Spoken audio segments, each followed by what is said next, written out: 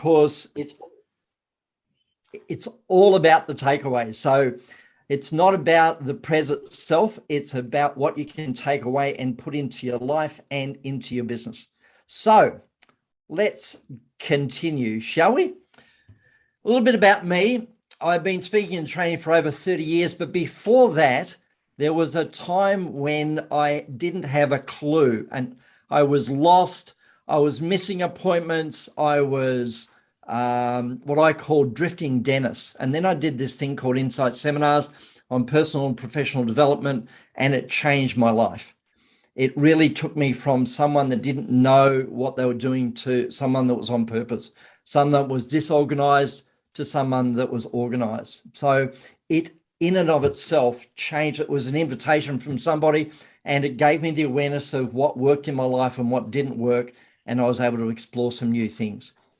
And I've since then created a couple of companies, and I speak to and train with big companies and small. Some of those big companies, like Australia Post and RCV and CommBank, a couple of unis in there, football club, travel, you name it.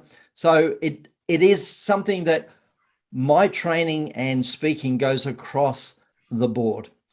And it can be a one-on-one through to a couple of hundred people at a time.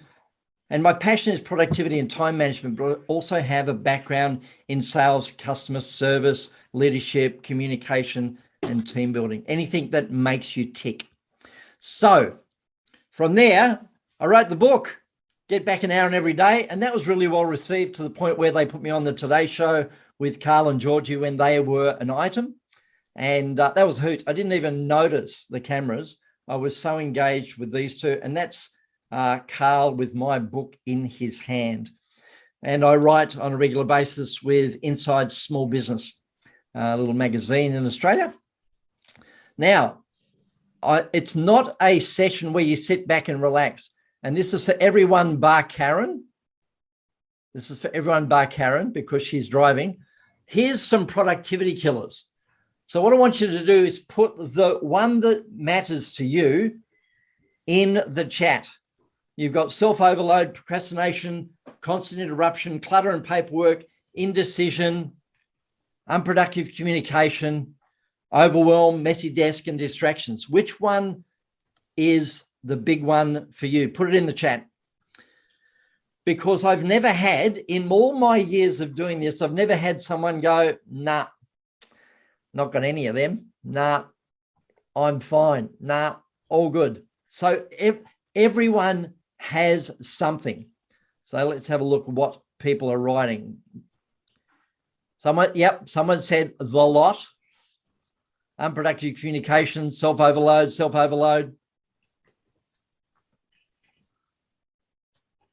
Thanks, Justine. Justine's been in the program for a long while. She goes, I'm all good, thank you. Unproductive or messy desk.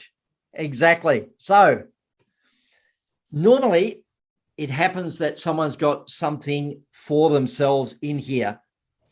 And if I had time, I'd take you through the whole lot, from personal audit to system planning, self-care, purpose and vision, email and paperwork, accountability, productivity, comfort zone, leadership, discipline, continuous improvement. But we don't have the time. Got about 40 minutes or so. What I can do is clarity with planning, email and paperwork, systems, and productivity hacks. So let's get into it. Thomas Leonard said, the three problems we have: lack of boundaries, insufficient language, and incompletions. And the guy that trained me back in, do I have to say it? 1985, he wrote the other book on time management called Getting Things Done. He actually has this model, which is the cycle of productivity, where you have an idea and then start it, and then continue it, and then finish it, then acknowledge it. If that cycle is broken in any place, it creates an incompletion. Some examples would be things like this: piles of paper on a desk, expense reconciliation, stalled projects, broken promises, unreturned calls, emails, cluttered email inbox, unscheduled meetings. Sound familiar? Because that's not what you're after. The problem with those sorts of incompletions, you pay a price for it, whether you know it or not. Things like guilt, resentment, lack of motivation, lethargy, task avoidance, anger, bitterness, confusion, stress, anxiety, lack of innovation. I get tired just reading the list. It's just like, oh, and that's not what you're after either. Really what you're after is this stuff, the rewards for completions. And you've all had examples in your life where you finished something and ended up with more energy, more power, more achievement, more motivation, satisfaction, creativity, goal attainment, the ability to move forward, a sense of control, clarity, focus, peace, empowerment, freedom. Is that something that you'd like? Most people go, yep, I'll have some of that. Thank you very much. So they're the rewards. And what happens is people have these incompletions. I'm going to give you an opportunity just to bring some stuff to mind. Normally I'd take about 15 minutes on this exercise, and I'm not going to do that today, but we're going to put it into practice, and I'm going to walk you through a list of words or areas that may trigger inside of you some of those things that are incomplete. It's like a brain sweep or a data dump. You get it out of your head, down onto paper. And we're going to do both home and work. We'll do work first, but if something from home comes up while we're doing the work one, then write it down. And the opposite is true as well. If it comes up when you're doing the home, something at work, write it down. You're after getting something out of your head, down onto paper. So let's do the work one first. We're going to do those incompletions at work and incompletions at home.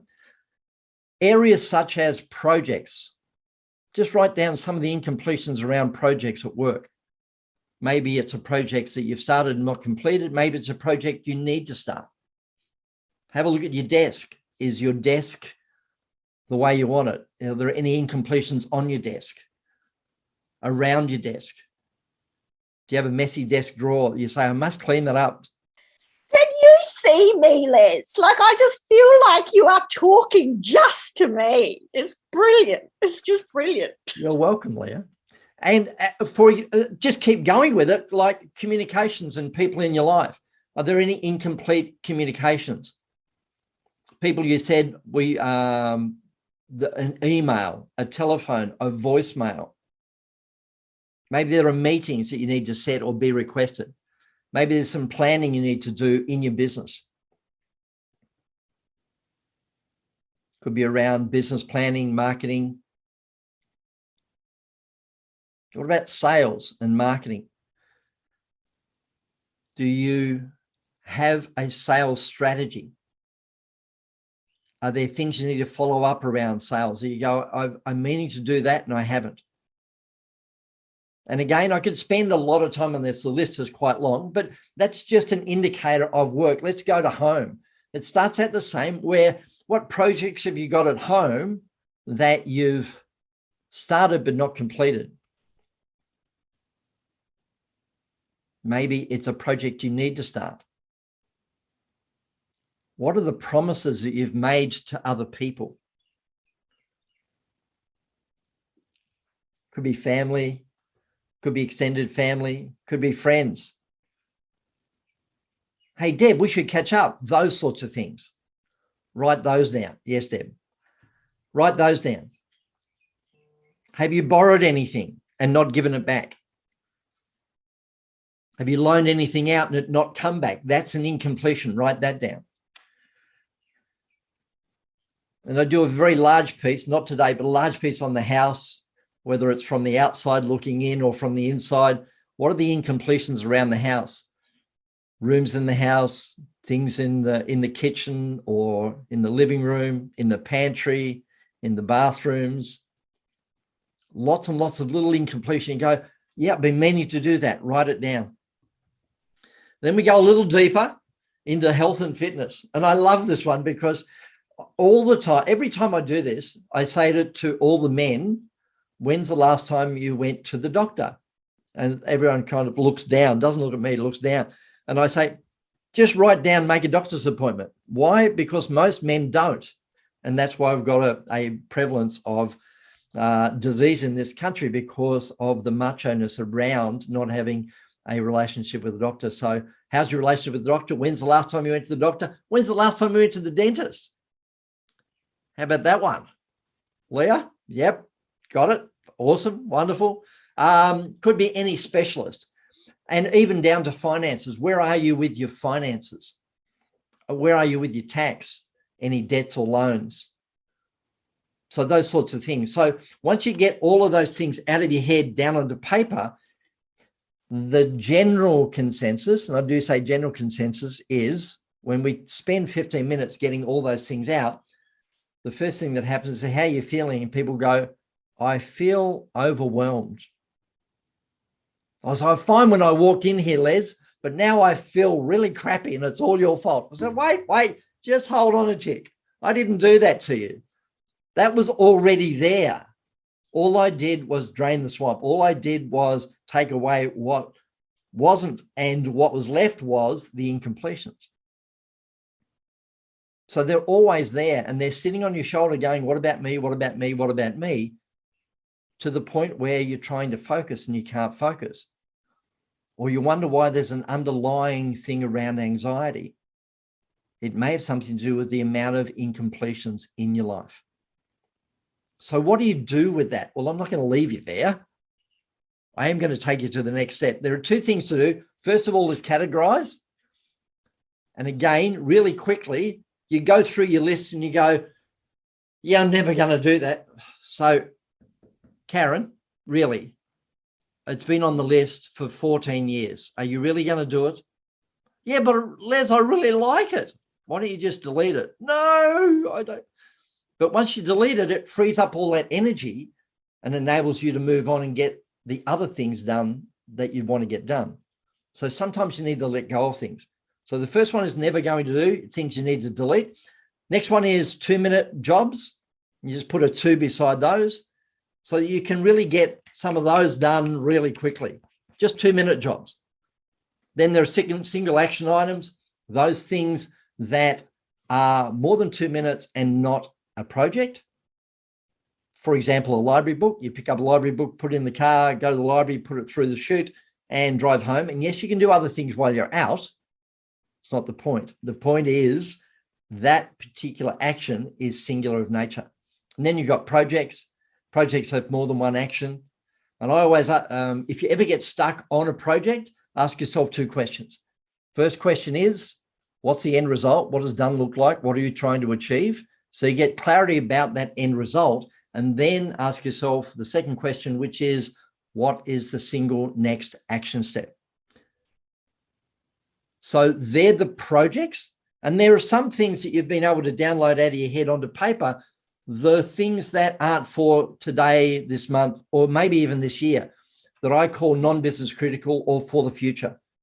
Those sorts of things you can actually put on a piece of paper and put it into planning for next year. Like I want to go down the East Coast, down the Great Ocean Road, or up the East Coast in a combi van, or visit the pyramids in Egypt, or go to Japan, or the East Coast of America, whatever it might be for you. Those things that are not this year that need planning, put it on a separate list. At least it's out of your head so you can deal with it at a later time. So there's your first one, categorize. Second one is contextualize. What context are you doing that particular action? Is it at home? Is it at work? Working from home gets really messy. So is it with a client? You can put that on a separate list for each client. Or maybe it's with your team and you put that on a separate list to take it up with the team. We've all got one, the context of the supermarket. So when you do the shopping and you think of something, you write it on that list so that when you get to the supermarket, you do that particular task, which is buy that item. Or it might be the chemist, or it might be Bunnings. So 2 things to do, categorize and contextualize. Categorize gives you the time frame. The contextualize gives you where am I going to do it, so that you have the ability to not worry about the other things while you're in a different context, because when you get to the other context, you can then do that particular item. And people always ask, I'm not carrying around this piece of paper, am I? I said, no. I ask, where's it going to live? And it should live in some form of trusted system. Doesn't matter if it's paper-based or app-based. but somewhere that comes out of your head, down onto paper or into an app, somewhere you trust, somewhere that you make a note of it and it then will get done. Whatever that is for you. I just want to cover off both of them because some people, I was working with one executive and they said, are you giving me permission to go back to paper? And I went, yep. She said, oh, thank goodness for that. These apps do not work for me at all. So given that, maybe you're a paper person that's stuck in apps. So let me give you an understanding of what that looks like. The secret of your success is determined by your daily agenda, says Mr. Maxwell. And that's an outline of the way I do my daily agenda. It's in a 6-ring binder. It's sitting on my left hand here. And I've got the left-hand side as my appointments. The tasks are beside that. And on the right-hand side is a place to write notes. So I don't have to remember it. I just need to write it down. So I can look continuously like, what have I got next? What have I got next? What have I got next? And then if in between those appointments, I can look at the tasks and see what tasks I have to do. The next one I talk to people about, but I often get questions about, is prioritization. Because I really can't prioritize, Les. I have a struggle with getting stuff done. And I go, prioritization is really easy. It's just a matter of A's and B's. What is an A, I hear you ask? An A is if it does not get done, the brown smelly stuff hits the round twirly thing. Because no one wants the shit to hit the fan. But you know those A's. They're the ones that, for example, you put your head on the pillow at the end of the day going, that was a great day. And then your eyes come up and go, oh, I didn't pay that bill. Why is that important? Because if you don't get it done, it costs you an extra $150 and no one's got time for that. So that would be deemed as an A. In business, an A would be, you would lose reputation if it doesn't get done. You would lose money. You would lose a client. You would lose a contract. They're all A's. So the difference between an A and a B, A must get done in a time frame of today. What time of day would you then do your A's? In the morning, correct? Yes, you're right.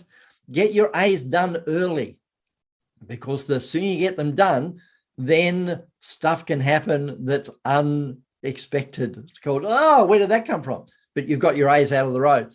Will some of the B's turn into A tomorrow? Yes, and that's okay because tomorrow is tomorrow. But handle today. So prioritization, really easy one to overcome the time crunch crisis.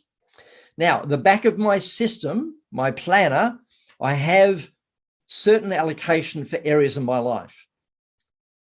And these ones, fairly an old one, but a good indication, I've got Get More Time, Invoicing, Marketing, Entrepreneurs Geelong, Fitness, Personal, Finance, Talk E-commerce and Tourism, and Church, which is Cadinia.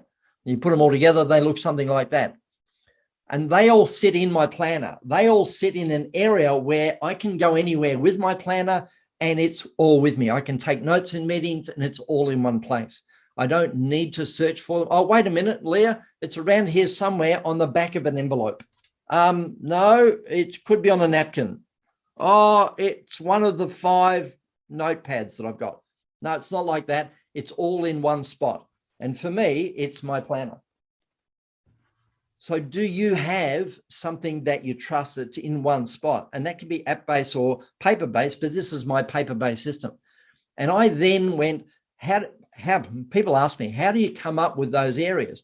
Well, what you do is a mind map and you just put the areas of responsibility for you in your life. And for me currently are these ones. I've got marketing, Get More Time, creating success coaching, BBG, writing, fitness, finance, personal, connect group.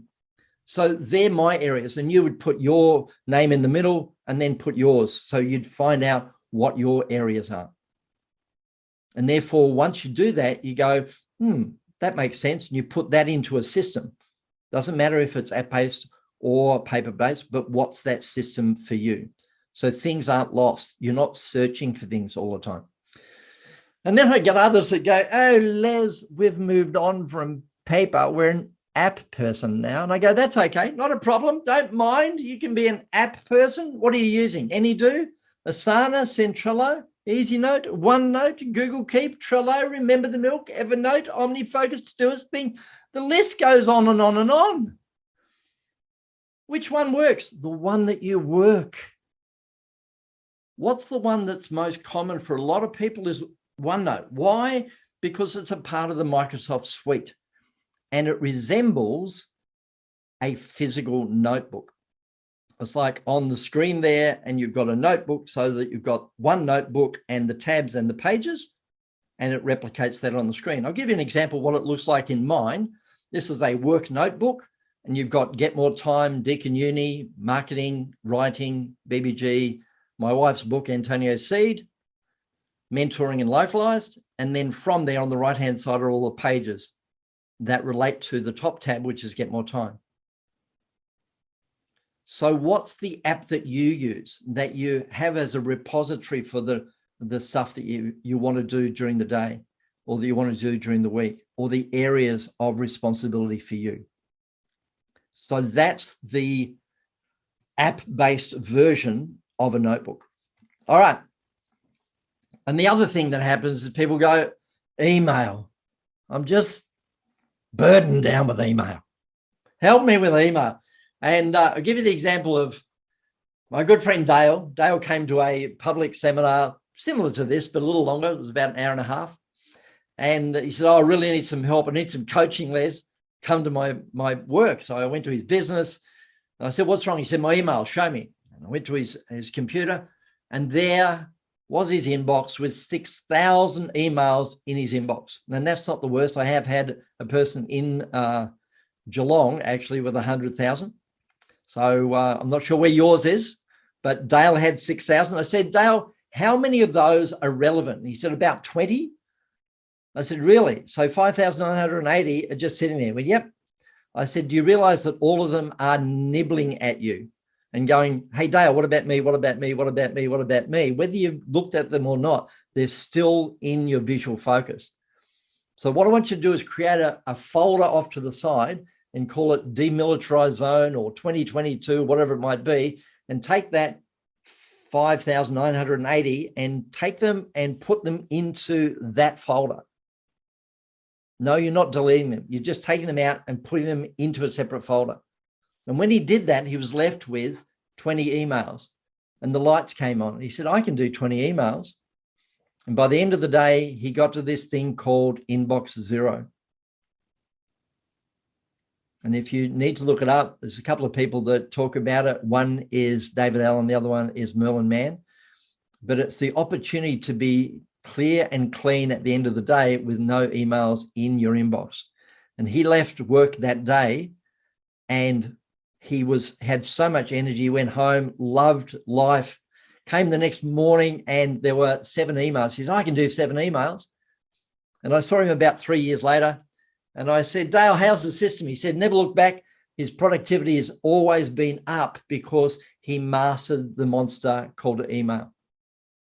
And the way to do that is, as the emails come in, do one of 4 things.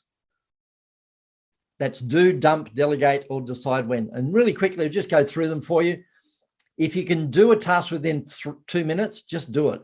Get it out of your inbox and handle it. If it's not you, if it's spam, get rid of it. Or if you need to archive it off, then dump it into the archive.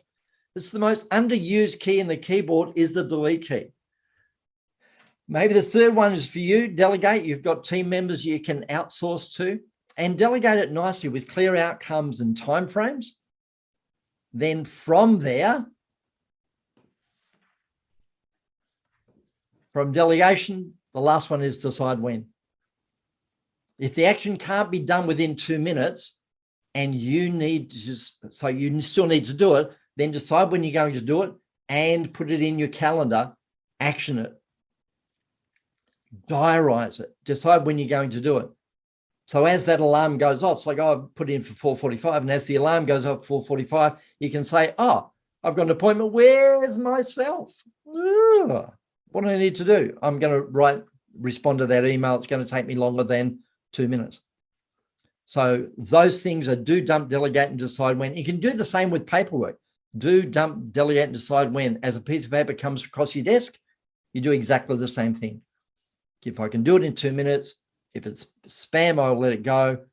Do I need to delegate to somebody? And if I'm not doing it now, decide when you're going to do it, put it in your calendar and diarise it. So some little pieces on the back end. These are really small, but boy, do they pack a punch. And the first one is handle each piece of paper only once. Rather than pick it up, put it down, pick it up, put it down, pick it up, and put it down, the two keys for this, write this down: leadership and discipline. Leadership and discipline. That you need to be the leader of your life. And as that piece of paper comes across your desk, you go, okay, as the leader, I've got one of four choices here: do, dump, delegate, decide when, and make a choice. You didn't get to be in the position you are by making shitty choices. You make great choices. So back yourself, make another choice, choose, and then do that. And you can also put emails in there as well. Same thing. Handle each email only once. One of four things: do, dump, delegate, or decide when. Next one, don't use scraps of paper.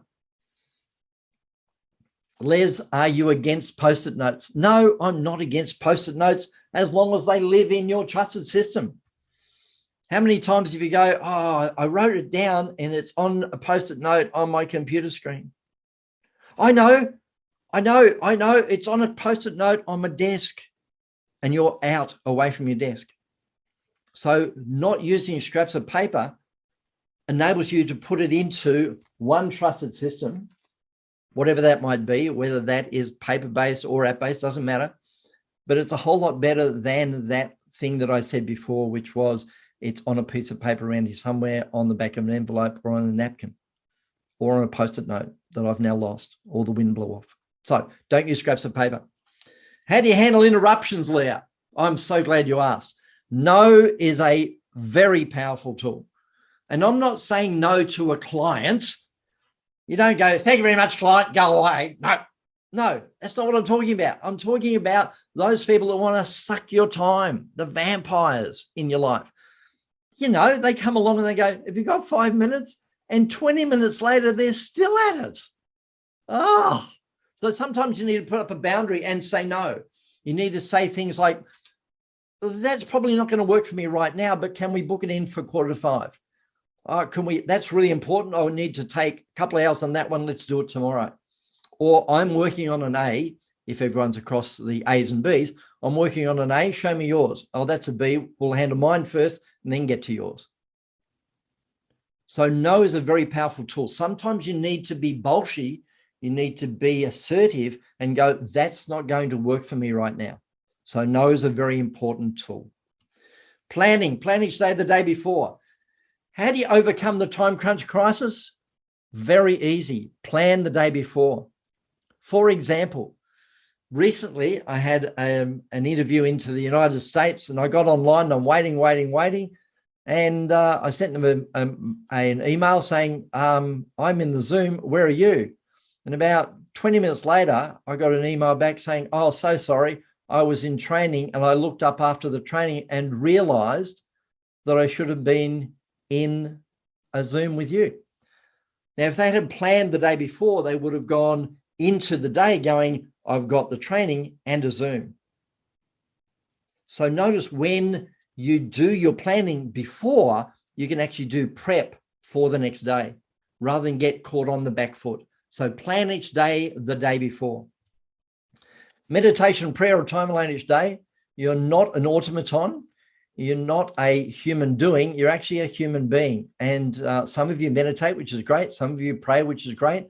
And if you do neither of those, grab yourself some time, a slice in the day where you're able to take time out, time alone. It's like turning the computer off in your head, winding it down, relaxing, and then turning it back on again. Meditation, prayer, or time alone each day. And you go, that's so simple. How could that help me? You try it and see what happens. Your stress levels go down. Tackle the most demanding task, the most demanding task, the most productive time. What's your most productive time? Mornings or afternoons? You know the people that are morning people because they're the ones that come in and go, woohoo, come on, let's go. That's me and Leah. We're that sort of person. And yet there are others that go, don't talk to me. I haven't had 2 cups of coffee. So the morning people do your thinking in the morning, and the afternoon people do their best thinking after a couple of cups of coffee, heading towards the afternoon. Don't mix the two up, because you end up going, why can't I think? Why can't I get things done? So tackle the most demanding task in the most productive time. Don't trust your memory, write it down. This is a really good one. The shortest pencil is longer than the longest memory. I'll say it again. The shortest pencil is longer than the longest memory. And that's about, your brain's a great place to have an idea, not a great place to keep it. So rather than use your brain to hold on to those things, just write it down and then free your brain up to be more creative. It allows space in your mind and brings on the peace and the serenity so you can do the work required. So don't trust your memory, write it down. Know the economics of a task. It's about delegation. Don't spend $1,000 on a $100 task. Don't spend $100 on a $10 task. Don't spend $10 on a $1 task. What can you outsource? What can you delegate? Look at the amount that you would charge per hour for yourself, and look at the tasks you're doing. Are you leveraging your time in the right area? Duke Ellington said, I don't need time, I need a deadline, which is really, really crucial for a lot of us. So the key is set a deadline. The reason that I've got this book in my hand is because I've set a deadline. I was in the next room in a coaching mentoring session, and the woman said, you've got enough material to write a book, you know? And I went, no, I don't. And she said, yes, you do. I said, okay. And I'm in circles where you don't walk away from a challenge. So here's what I'll do. In 12 months, I'll have a manuscript. And 12 months later, I had a manuscript. And 6 months after that, I had a fully fledged book. So quite a few of the things you've got on your incompletions are there because you haven't set a deadline. So you can turn to them and you go, what can I get done by the end of today? What can I get done by the end of the week? What can I get done by the end of the month? What can I then get done by the end of the quarter, et cetera, et cetera. So set your own self-imposed deadlines. Meetings. Start your meetings on time, finish your meetings on time, and have an agenda. A lot of meetings don't start on time. Certainly they don't finish on time, and they go all over the place, and things don't get discussed because there's no agenda. And I could spend a half an hour on this one just on its own, but I won't. But start your meetings on time, finish your meetings on time, have an agenda. Maybe you're the one that brings that into your meetings now. And the last one is clean up from last week, the weekly review. It can be as simple as what worked this week, what didn't work this week, and what can you do differently. Or I have this particular form, and it enables me to what I call a dashboard, and enables me to take this to my wonderful partner in business, my wife, and I can put on this sheet everything that needs to be given to her so she knows whether we're buoyant or not, or whether I've been playing games or not, whether I've been off golfing or not. Not that that's ever happened recently. So these sorts of things are really crucial. This is mine, it's not yours. So what would your dashboard look like? What are your KPIs? What are the things that work for you to make a note of? Who are you responsible to?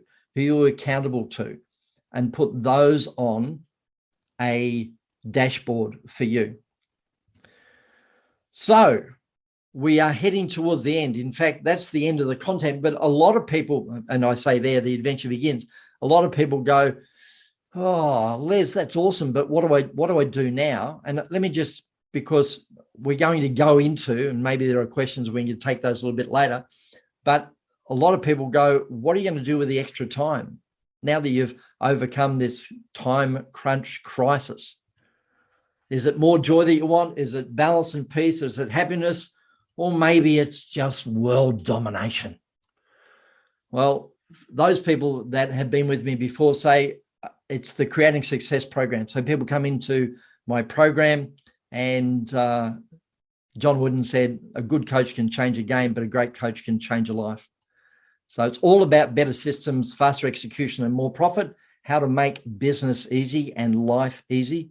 So in the program, we actually take you through 12 modules, and they're the modules.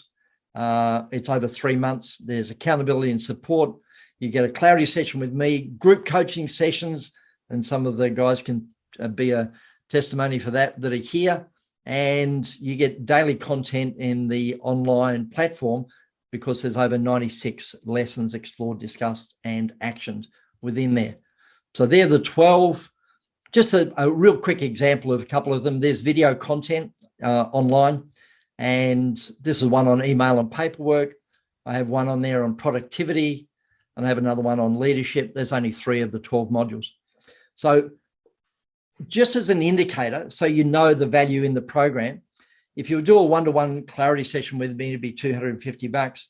The weekly group coaching sessions at $100, you'd probably get $1,300 there. And the 96 lessons at $49, there's over $4,700 worth.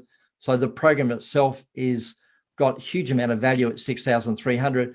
And I'm not going to do that. It's normally $5,000. I'm not even going to do that. Just for creating success for BBG, I just put it at 500. Why? Because Adrian said, have you got anything for the people? I said, yes, of course I have.